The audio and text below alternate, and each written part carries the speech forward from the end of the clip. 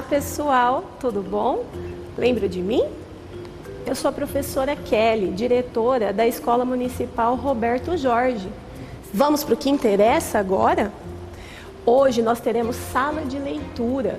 Sim, teremos uma leitura de leite com a coordenadora pedagógica Catiúce.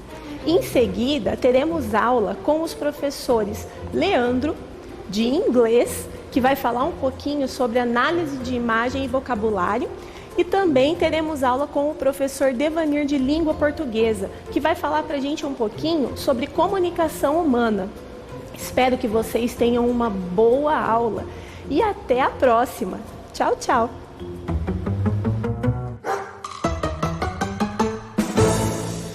Meu nome é Catiúce, sou coordenadora pedagógica da rede municipal.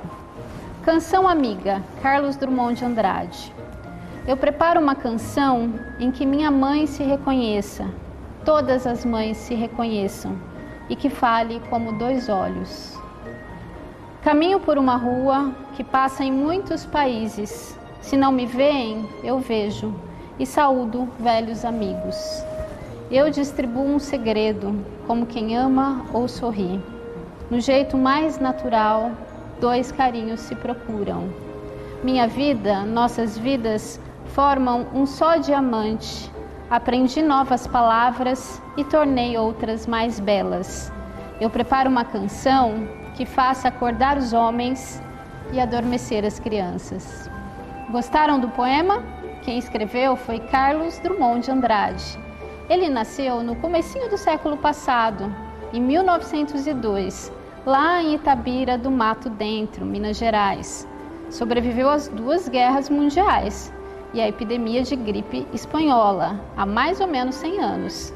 É considerado por muitos o maior poeta brasileiro.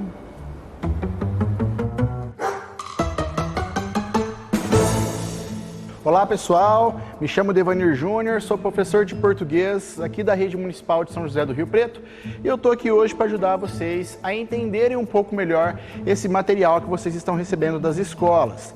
Na aula de hoje a gente vai falar sobre o conteúdo referente aos materiais dos 8º e 9º anos, tá ok?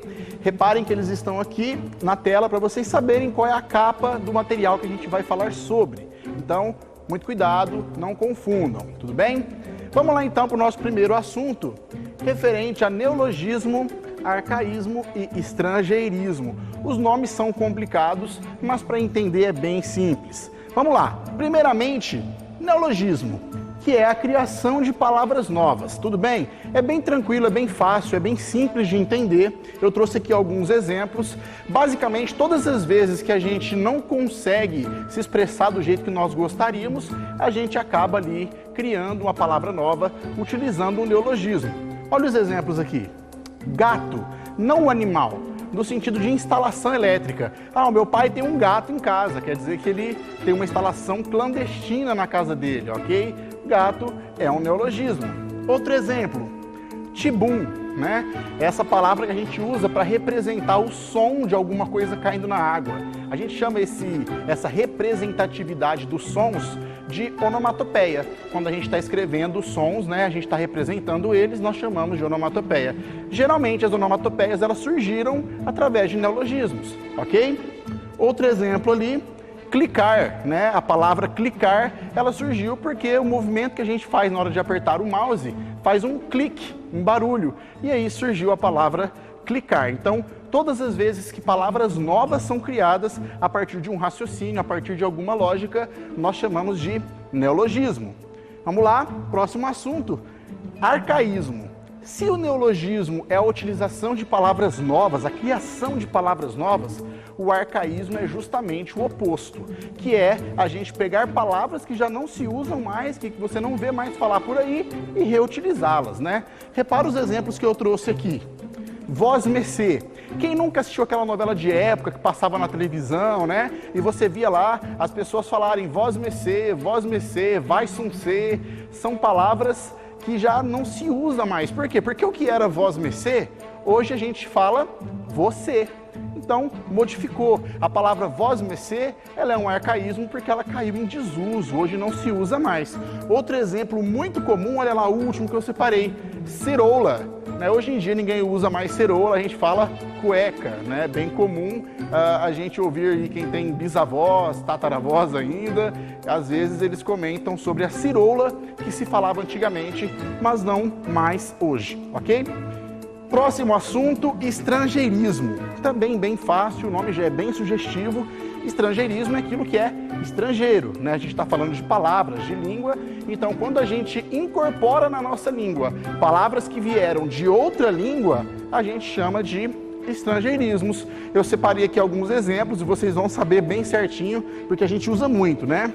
Show, site, pizza, shopping, hot dog. Só pela grafia dessas palavras a gente já sabe que elas não foram criadas na língua portuguesa, não é verdade? Então, elas vieram de outras línguas, mas elas estão incorporadas na nossa língua. Essas palavras nós chamamos de estrangeirismo. Bem fácil. Vamos então aqui para o nosso próximo assunto, que é referente às pessoas do discurso. Eu vou falar sobre esse assunto, pessoal, relacionado aos textos de opinião, que é o assunto que a gente vai tratar de agora em diante, tudo bem? Então, olha só, é bem tranquilo para a gente identificar se um texto ele tem marcas de primeira pessoa ou de terceira pessoa, a gente tem que se atentar às palavras, a como nós estamos usando essas palavras. Eu trouxe aqui 2 exemplos bem fáceis para vocês notarem a presença aí de primeira pessoa e de terceira pessoa. Vamos lá para os exemplos. O combate à pandemia de coronavírus deve ser realizado com o isolamento social e o apego pela vida, seguindo todas as recomendações da OMS de cuidados pessoais e higienização. Eu até coloquei aqui para vocês, ó, marca de terceira pessoa.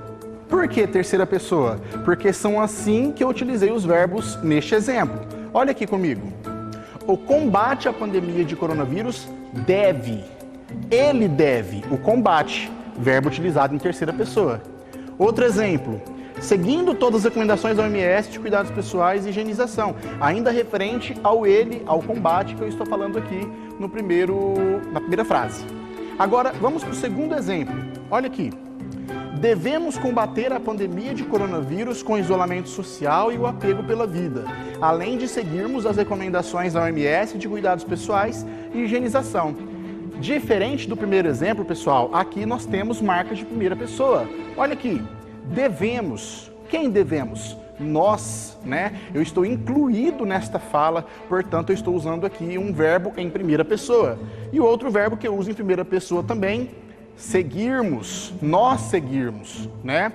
Então, também neste caso, eu utilizando ali marca de primeira pessoa.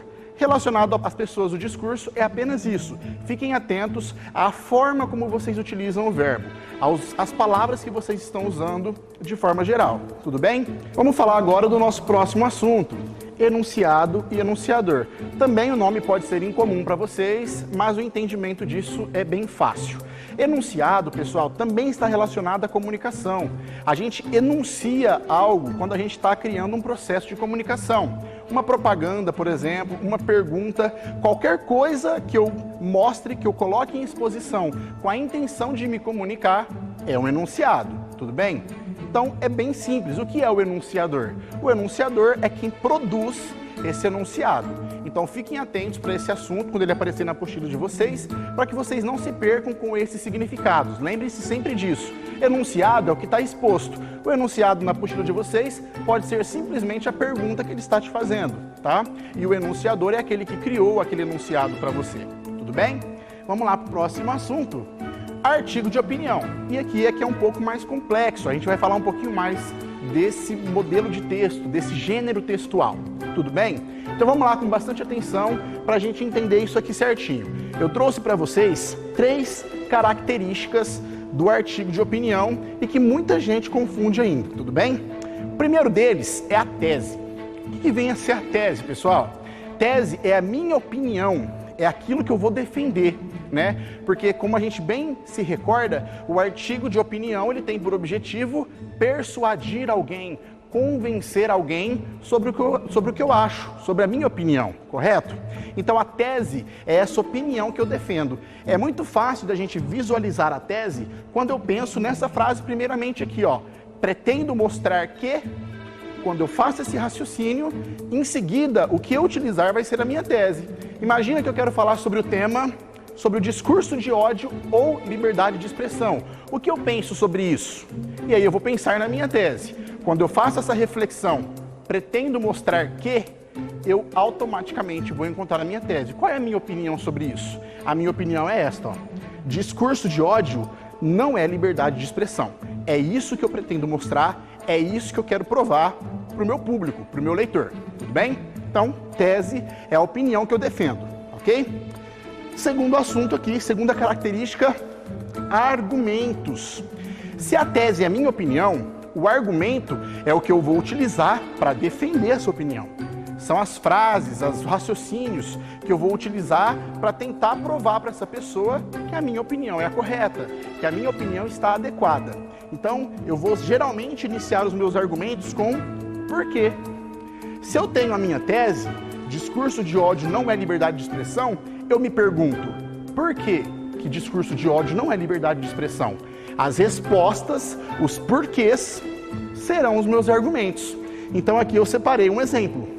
Discurso de ódio não é liberdade de expressão porque a liberdade de um não pode interferir no bem-estar do outro. Então esse é um dos argumentos que eu citei aqui para defender a minha tese. Só lembrando vocês, pessoal, que geralmente recomenda-se que para que você defenda a sua tese, você cite pelo menos 3 argumentos, ok? Outra característica muito importante do artigo de opinião é o contra-argumento, ou também chamado de antítese, né? Porque, obviamente, se você defende uma opinião, naturalmente, haverá pessoas que defenderão outra opinião. E o que se trata o contra-argumento? Você vai pensar nessas possibilidades que outras pessoas possam usar para discordar de você. E aí você traz isso para o seu texto para você provar para essa pessoa que pensar deste modo não é legal, não está ok. Então eu trouxe aqui um contra-argumento para a gente ver. Então olha lá. Discurso de ódio não é liberdade de expressão, porque a liberdade de um não pode interferir no bem-estar do outro. Entretanto, alguns dirão que falar o que pensa sempre será liberdade de expressão. Então, eu já estou antecipando que algumas pessoas podem argumentar, podem falar contra o meu artigo de opinião, tá? Só um cuidado, pessoal, eu estou explicando aqui para vocês o que é o contra-argumento, tá? Mas lembrem-se, quando você cita um contra-argumento, você precisa ser capaz de refutá-lo. Você precisa ser capaz de mostrar que aquele contra-argumento ele é inadequado, que a sua opinião está mais correta em relação àquele argumento, ok? Então nunca cite um contra-argumento que você não pode refutar, que você não pode rebater, ok? Vamos lá então, seguindo adiante. Vamos falar um pouquinho sobre layout, né? Tem muitas pessoas que têm dificuldade com o significado dessa palavra layout. Eu já trouxe aqui um exemplo para vocês, né? Já exemplificado aqui, que o layout é modelo, ok? Então, quando a gente tem um layout, a gente vai seguir um modelo. Eu trouxe aqui 2 revistas para a gente analisar. E o layout delas, o que vem a ser o layout delas? Se eu trouxesse aqui outras revistas da mesma marca, Economia e Negócios, vocês iam perceber que a imagem ia mudar, mas o formato não. O título da revista ia continuar aqui por cima, seguindo essas mesmas características. O desenho geralmente vem num plano de fundo, né? Essa forma da revista, ela é mantida. Isso é o layout dela, é o formato, é o modelo dela. Mesma coisa na outra revista, cujo nome ali está Fortnite, uma revista de games, ok? Nós temos ali um layout que é, como vocês podem ver, diferente aqui da outra revista Economia e Negócios. Então, quando vocês se depararem com essa palavra, layout, saibam disso. Ele está falando de modelo, tá? Como se fosse um rascunho, aquilo que você vai usar para fazer os outros, ok? Vamos lá para o próximo assunto. Vou manter aqui as nossas revistas para falar um pouquinho sobre público-alvo. Pessoal, vocês já viram isso nos anos anteriores também, mas vamos retomar. Público-alvo são as pessoas, os leitores, que vão ler os textos que a gente publica, que a gente produz, ok? Então, público-alvo é aquelas pessoas para quem o autor pensa na hora de fazer o texto. Trouxe as revistas porque eu acho que isso fica bem claro para a gente perceber. Será que o público-alvo da revista Economia e Negócios é o mesmo público-alvo da revista de games, do Fortnite? Será que, na hora que o produtor fez essa capa de revista, ele pensava em vender essa revista para crianças e adolescentes? Ou será que ele pensava em vender essa revista para adultos mais preocupados com o mundo do trabalho e dos negócios? Então, vejam só, o público-alvo eu consigo perceber aqui na marca da capa da revista, simplesmente pelos assuntos que elas têm, pelo formato que a revista representa. Nós podemos ver que aquela revista ela é bem mais colorida do que esta, por exemplo, né? Porque é uma revista feita para adolescentes, para crianças, ela é mais colorida, tem mais um tom de alegria, ao passo que na revista de economia e negócios tem um tom mais neutro, né? Visando a seriedade, correto? Vamos então aqui agora para o nosso último tópico, para a gente encerrar a nossa aula aqui com chave de ouro. Apenas relembrar aqui alguns conceitos básicos que vocês já viram, mas que talvez não se lembrem de tudo, correto? Linguagem informal e linguagem informal. O nome já é bem sugestivo, vamos só relembrar. Linguagem informal é aquela que se preocupa com a forma. Quando, na hora de falar ou de escrever, eu preciso me preocupar com as regras da língua portuguesa, com a gramática normativa, correto? Então eu tenho que ter um cuidado com as palavras. Eu não posso falar simplesmente do meu jeito cotidiano, como eu falo com a minha mãe, como eu falo com os meus irmãos. Eu preciso ter um cuidado com a forma da língua, correto? Já na linguagem informal, o nome também sugestivo, eu não me preocupo com a forma, eu me preocupo somente com a minha comunicação. E aí eu não preciso ter esse apreço pela norma da língua, pela gramática, tudo bem? Eu trouxe aqui uma mesma mensagem dita por uma linguagem formal e depois por uma linguagem informal. Olha os exemplos. Ele se exibia e os outros ignorantes davam-lhe crédito e julgavam-no o melhor entre todos. Então, primeiro exemplo, eu utilizei uma linguagem formal, precisei fazer aqui uns arranjos para que eu seguisse as regras da língua portuguesa. Já no segundo exemplo, olha só, ele ficava lá se mostrando e os bobos desavisados caíam na dele achando que ele era o máximo. Então, olha só, uma linguagem já mais descontraída, mais despreocupada com as normas, utilizei expressões que eu usaria no meu dia normalmente, sem me preocupar com as regras da língua. E isso é uma linguagem informal. Correto, pessoal? A aula de hoje é isso, espero que vocês tenham gostado e até a próxima, pessoal!